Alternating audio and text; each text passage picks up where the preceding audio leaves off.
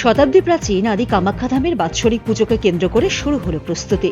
ফি বছরই কুমারগ্রাম ব্লকের মধ্য কামাখ্যাগুড়ি আদি কামাখ্যা ধাম মন্দিরে এই পুজোর আয়োজন করা হয়। এই উপলক্ষে সাজিয়ে তোলা হয় গোটা মন্দির। শনিবার সকাল থেকে ভিড় উপচে পড়ল মন্দির চত্বরে। এই মন্দিরে পুজোর অন্যতম রীতি হল মাগন তোলা। এই রীতি অনুসারে দেবতাদের নামে নামে এক একটি বাঁশের গায়ে লাল শালু কাপড় জড়িয়ে বাঁশের মাথায় ত্রিশূল ও চোঙল লাগিয়ে পুজো করার পর সেই বাঁশ প্রত্যেক দেবতার থানের কাছে রাখা হয়। এরপর সেই বাঁশ নিয়ে বাদ্যযন্ত্র বাজিয়ে নাচতে নাচতে বাড়ি বাড়ি গিয়ে ও হাটে বাজারে গিয়ে তোলা হয় মাগন।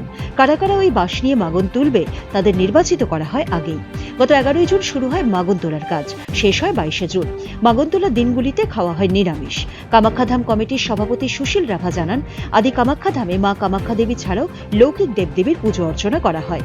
এই পুজোর আয়োজনকে ঘিরে ব্যাপক প্রস্তুতি শুরু হয়েছে মন্দির চত্বরে। যেহেতু আজ থেকে শুরু হয়েছে অম্বুবাচী, তাই ঢেকে রাখা হয়েছে গোটা মন্দির। শামুকতলা থেকে রাজু সাহার রিপোর্ট, উত্তরবঙ্গ সংবাদ।